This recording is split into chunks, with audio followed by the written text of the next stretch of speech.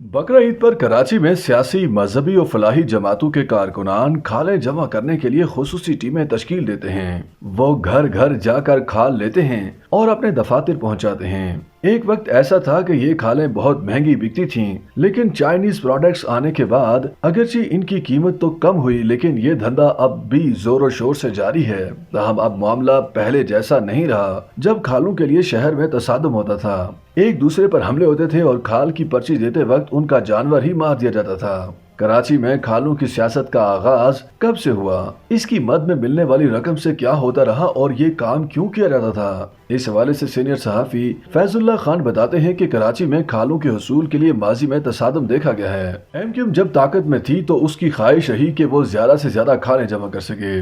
उनका कहना था कि कराची में अपार्टमेंट्स की यूनियन से उनकी बात हो जाती थी और ज्यादातर खालें एमक्यूएम के पास ही जाती थीं। फैजुल्लाह खान बताते हैं कि कराची में ज्यादा कशीदगी खालों के हवाले से जमात इस्लामी और एमक्यूएम के माबेन रही। जमात इस्लामी का इल्जाम ये था कि एमक्यूएम जबरदस्ती जमात इस्लामी से खालें छीन रही है। फैजुल्लाह खान के मुताबिक गैंग वार का ताल्लुक भत्ता लेने से था। उनकी खालों में कभी इतनी दिलचस्पी तो नहीं रही, अलबत्ता ये जरूर था कि अगर कोई भत्ता नहीं देता था तो उनके कुर्बानी के जानवर को गोलियां मार दी जाती थीं। फैजुल्लाह खान बताते हैं कि कोरंगी इंडस्ट्रियल एरिया में शफी ट्रेंडरी के नाम से एक फैक्ट्री है, जहां कराची से खालें जाती थीं और महंगे दामों फरोख्त होती थीं। उनका मजीद कहना था कि वह कराची में ऐसा वक्त था कि ईदी फाउंडेशन से भी खालें छीन ली जाती थीं। उस वक्त की मंजरकशी फैजुल्लाह खान कुछ इस तरह से करते हैं कि सुजुकी की मदद से खालें शफी ट्रेंडी पहुंचाई जाती थीं। सूरत हाल ये हुआ करती थी कि गाड़ियों के हमरा हिफाजत के लिए कारकुनान भी जाते थे। उस वक्त पूरी की पूरी गाड़ियां छीन जाया करती थीं। सीनियर सहाफी मुबशर फारूक ने बताया कि खालों के हवालों से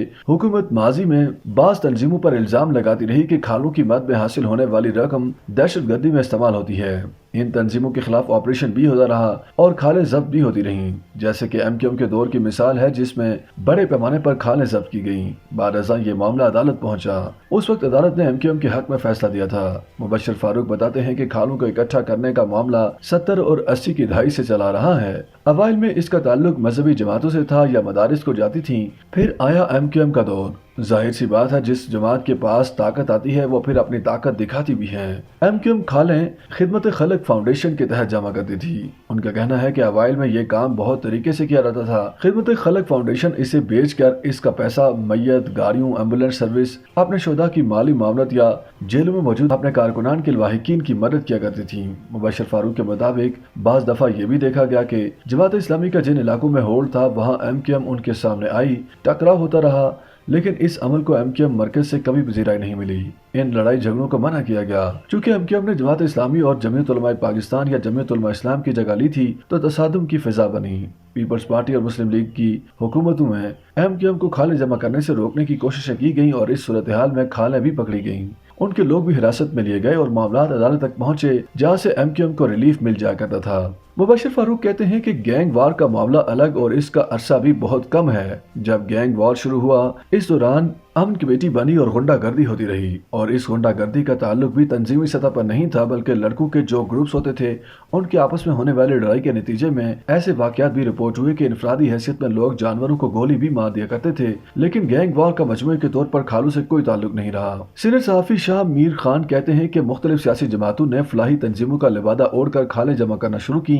इस काम में सियासी और कालाधन तंजीमें भी मुलविस रहीं। बाज दफा तो ये भी देखा गया कि खालें जमा करने के लिए पहले से बुकिंग करा दी जाती थी। अगर कोई कुर्बानी का जानवर लेकर आया है तो उसके घर में पर्ची दी जाती थी कि खाल हमें दी जाएगी। इनकार की सूरत में जानवर को मार दिया जाता था। शाह मीर खान बताते हैं कि खालें छीनने का काम इतनी तेजी से बढ़ने की वजह यह था कि इसका कोई चेक एंड बैलेंस नहीं था। किस तंजीम ने कितनी खालें ली, कहाँ बेची, कितनी रकम वसूल की और उस रकम का क्या बना, उसका कोई रिकॉर्ड मौजूद नहीं था। शाह मीर खान एक साल के आदादशुमार बताते हैं। मोहतात अंदाजे के मुताबिक एक बरस कराची की मुख्तलिफ मवेशी मंडियों में 15 अरब रुपए के जानवर फरोख्त हुए। इनमें से 3 से 4 अरब रुपए का चमड़ा फरोख्त किया गया, लेकिन इसका ताल्लुक किसी एक जमात से नहीं था। सीनियर सहाफी शाह मीर खान के मुताबिक इस रकम से मुसल्लह विंग्स की फंडिंग की जाती रही। यही वजह थी कि 2013-14 में कानून नाफिज करने वाले इस हवाले से मुतहर्रिक हुए। फिर न सिर्फ नजर रखी गई बल्कि रोकथाम के लिए इकदाम भी किए गए। शाह मीर खान अपने ज़राए से ये बात बताते हैं कि खालें जमा करने में आसानी ये थी कि ये था तो भत्ता ही, लेकिन इसे लेना आसान था। घर आए, खाल ली और चले गए। इस पर चेक एंड बैलेंस तो था नहीं। ये एक ऐसा मामला था जिसे कराची की हद तक नजरअंदाज किया गया। کوئی دیکھنے والا نہیں تھا کہ کتنی رقم آئی اور کتنی رقم کہاں کہاں خرچ ہوئی۔ نام نہ ظاہر کرنے کی شرط پر زائر نے بتایا کہ عید قربان پر سب سے بڑا دھندا قربانی کے جانوروں کے بعد ان کے چمڑوں کا ہوتا تھا۔ اس بات کی اہمیت کا اندازہ ایم کیو ایم کو بھی تھا۔ ایم کیو ایم ایک سیاسی جماعت تھی، یہی وجہ ہے کہ انہیں چمڑے کی ایک جگہ سے دوسری جگہ منتقل کرنے میں اتنی دشواری کا سامنا نہیں کرنا پڑتا تھا جتنا گینگ ہو سکتا تھا۔ گینگ وار والے اپنے علاقوں سے دوسرے علاقے کی طرف کوئی چیز فیکٹری تک لے کر جائیں گے تو پکڑے جائیں گے۔ گینگ وار کے عروج کے دور میں دیکھا گیا کہ وہ اپنے علاقوں تک رہتے تھے، چمڑے سے زیادہ بھتہ ان کی ترجیح تھی۔ ساتھ ہی انہیں اگر قربانی کے جانور میں دلچسپی ہوتی تو پورا جانور لے جاتے تھے، یا کوئی جانور لے کر آیا ہے اور بھتہ نہیں دے رہا تو جانور ہی کو گولی مار دی جاتی۔ ان کا مزید کہنا تھا کہ جہاں تک اس چمڑے کی مد میں آنے والی کروڑوں روپے کی بات ہے تو یہ حقیقت آج تک عیاں نہیں ہو سکی کہ یہ رقم کس مد میں استعمال ہو رہی تھی، لیکن اس وقت جب یہ دھندا اور چمڑوں کی چھینا جھپٹی اپنے عروج پر تھی تو ایم کیو ایم ذرائع سے پتہ چلتا تھا کہ چمڑوں سے ملنے والی رقم برطانیہ جاتی ہے اور براہ راست الطاف حسین کو موصول ہوتی ہے۔ ایم کیو ایم ذرائع کا کہنا تھا کہ ایم کیو ایم لندن دفتر کے اخراجات بہت ہیں جن کو کراچی سے پورا کیا جا رہا ہے۔ دوسرا پہلو اس کا یہ بھی ہے کہ ایم کیو ایم کے پاس جتنی بھی رقم آتی تھی وہ تقسیم ہو جایا کرتی تھی، اس کا زیادہ تر حصہ لندن جبکہ باقی کی رقم کراچی میں استعمال ہوا کرتی تھی۔ یوٹیوب پر گوگلی نیوز دیکھنے کے لیے youtube.com کی سرچ بار میں googly news T V type کریں۔ گوگلی نیوز کے پیج پر سرخ رنگ کے سبسکرپشن والے بٹن پر کلک کرنا نہ بھولیے۔ یوٹیوب پیج پر اپلوڈ ہونے والی ویڈیوز سے باخبر رہنے کے لیے بیل آئیکن پر کلک کیجیے۔ آپ کو ہر نئی ویڈیو کے بارے میں نوٹیفیکیشن موصول ہو جائے گا۔